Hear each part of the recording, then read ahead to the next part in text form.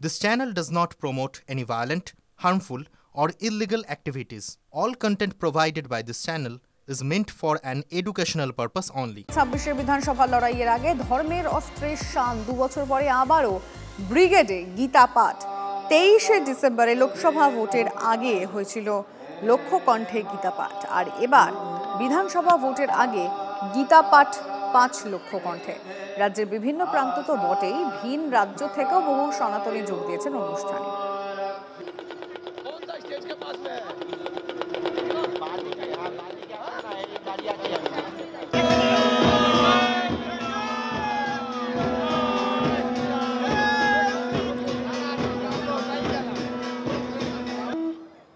वर्षिणीं भगवते अष्टादशाध्यायिनीं अम्ब त्वामनुसन्दधामि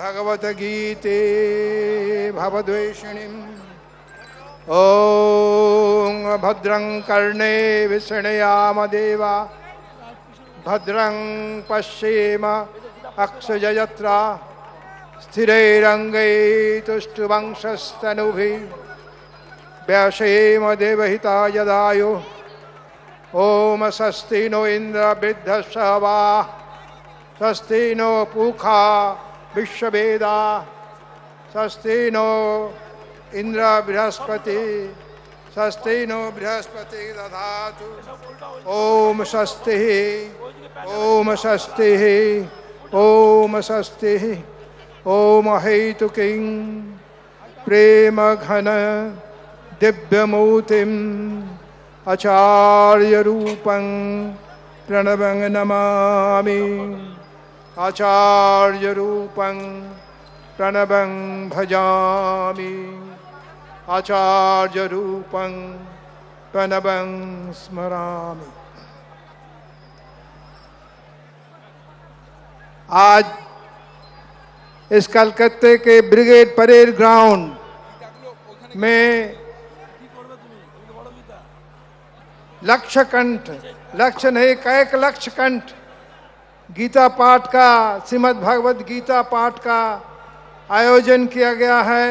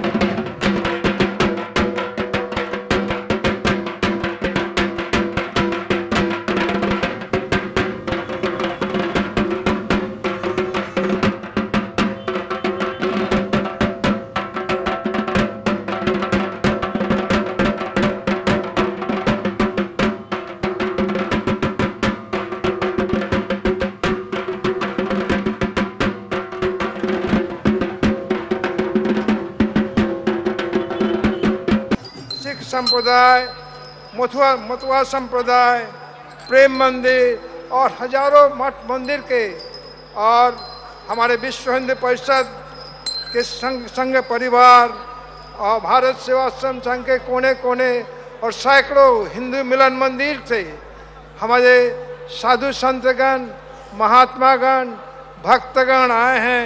मैं उनका नमन करता हूँ, मैं उन्हें प्रणाम करता हूँ, उनसे आशीर्वाद लेना चाहता हूँ। आज के इस पुण्य दिन पर, आज के इस पवित्र पावन अवसर पर श्रीमद् भगवद गीता घर घर में पाठ हो।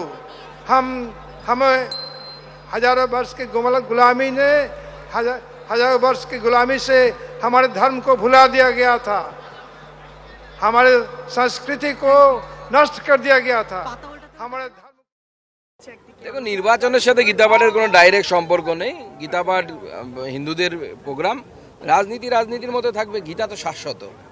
আমরা কালকে দেখতে পেয়েছি এবং যেটা চলেছে পরিষ্কার বোঝা যাচ্ছে যে হিন্দু ভোটদেরকে ভাগ করার চক্রান্ত এবং মুসলিম ভোটকে এক করার চক্রান্ত চলছে।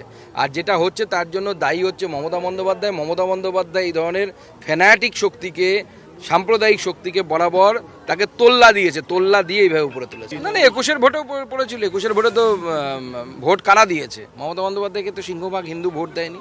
হিন্দুরা মমতা বন্দ্যোপাধ্যায়কে বিশ্বাস করে না, জানে যে জবাই করবে। 3 বছর ধরে গীতা পাঠ আছে, 26 নয়। আপনাদের দৃষ্টি 26-এ, আমাদের দৃষ্টি হিন্দু সমাজের একতা আর ধর্ম জাগরণের। সে তো আসুক, ভাগাভাগি হোক। আপনারা তো গাছে কাঁঠাল গোপে তেল মেরে বসে আছেন। গতবারেও আইএসএফ বলে একটা দল হয়েছিল, তার অস্তিত্ব ভারতবর্ষে বাংলায় কোথাও দেখলেন? ওই রকম হয়ে গেল। এবারেও উনি করছেন। ভাগবাঁটোয়ারা কম হলে এইসব সমস্যা হয়।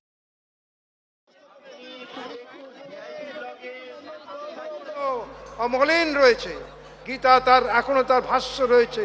সেই শ্রীমদ্ ভগবদ গীতা আজ আমাকে পথ দেখাচ্ছে সৎ পথে নিয়ে যাওয়ার জন্য, সৎচিন্তা ভাবনায় এগিয়ে নিয়ে যাওয়ার জন্য। এই গীতার যে কোনো সম্প্রদায়ের মানুষ, যে কোনো ধর্মের মানুষ, যে কোনো মতাবলম্বী, যে কোনো জীবিকা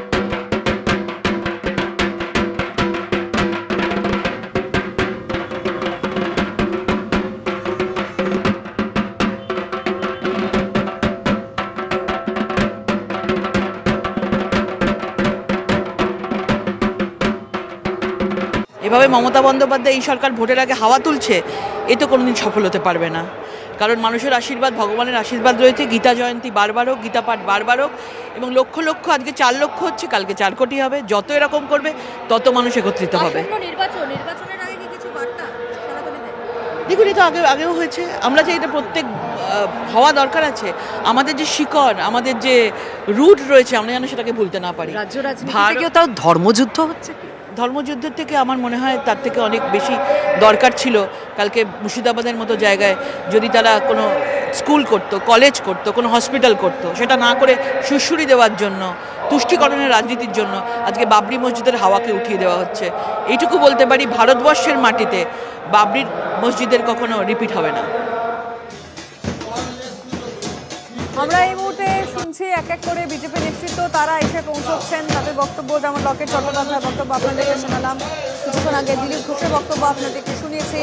আর এই মুহূর্তে প্রচুর প্রচুর মানুষ এই মুহূর্তে ব্রিগেডের মাঠে রয়েছেন, তারা অপেক্ষায় রয়েছেন আজকের এই ঐতিহাসিক মুহূর্তের জন্য। यही शिक्षा गीता की शिक्षा है।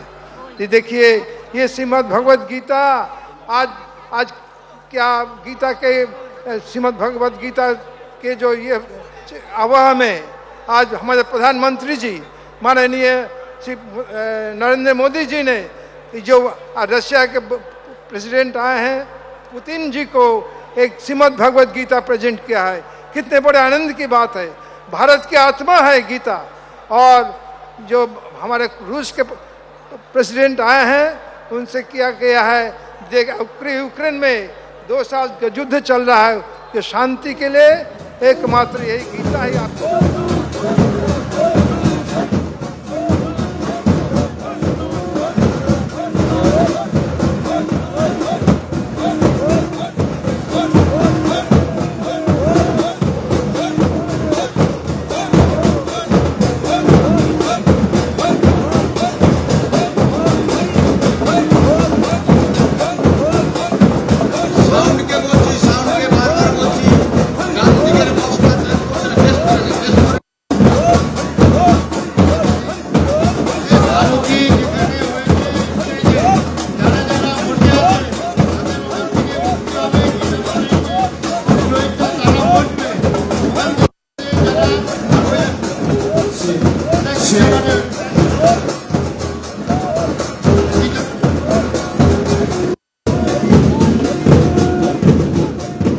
ছবিটা আপনাদেরকে দেখাচ্ছি সরাসরি ব্রিগেড থেকে। যে ছবিটা দেখতে পাচ্ছেন, সাধু সন্তরা শুধুমাত্র আমাদের রাজ্যের বিভিন্ন প্রান্ত থেকে নয়, অন্যান্য রাজ্য থেকেও কিন্তু সাধু সন্তরা এসেছেন, সনাতনীরা এই মুহূর্তে ব্রিগেডে।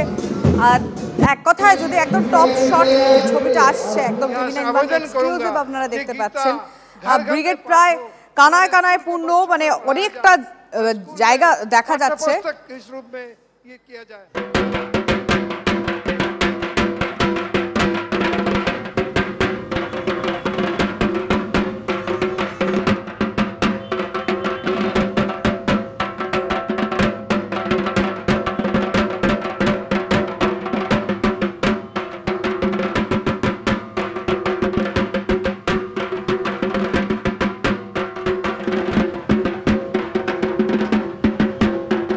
লকেট চট্টোপাধ্যায়, অগ্নিমিত্র পল, দিলীপ ঘোষ তারা এসে উপস্থিত হয়েছেন। আসার কথা রয়েছে সুকান্ত শ্রমিকের, এবং শুনবো কি বলছেন। বলা হচ্ছে বিতর্কিত বাবরি মসজিদ এই রাজ্যে করা হবে। আজকের দিনে 5 লক্ষ কণ্ঠে গীতা পাঠ, হিন্দু সম্প্রদায় এবং বাকিদের কি বার্তা দেবেন? সমস্ত মানুষ যদি ধর্মের পথে চলে, ধার্মিক হয় তো খুব ভালো কথা। তো নিজের নিজের ধর্ম পালন করুন, ধর্মের প্রাদুর্ভাব হোক, তাহলে অনাচার, দুরাচার, ভ্রষ্টাচার বন্ধ হবে। কিন্তু যদি রাজনীতি হয় তখনই সমস্যা। 26-এর নির্বাচনের আগে গীতা পাঠ গতকাল আমরা 3 বছর ধরে গীতা পাঠ আছে, 26 নয়। আপনাদের দৃষ্টি 26-এ, আমাদের দৃষ্টি হিন্দু সমাজের একতা আর ধর্ম জাগরণের। দিলীপদা, আপনাদের দৃষ্টি নেই 26-এর নির্বাচন? না, সে তো বাইরে আছে, এখানে নেই। রাজনৈতিক আপনাদের সব ঘেটে, আপনাদের সমস্যা হচ্ছে সব মমতা ব্যানার্জি স্টাইল, খালি ইলেকশন 5 বছর। আমরা তো প্রত্যেক বছর ইলেকশন করি, জিতি, আর ধর্মকর্মও করি। সংখ্যালঘু ভোট যদি ভাগাভাগি হয়, ডিভিডেন্ডটা কোন শিবির পাবে?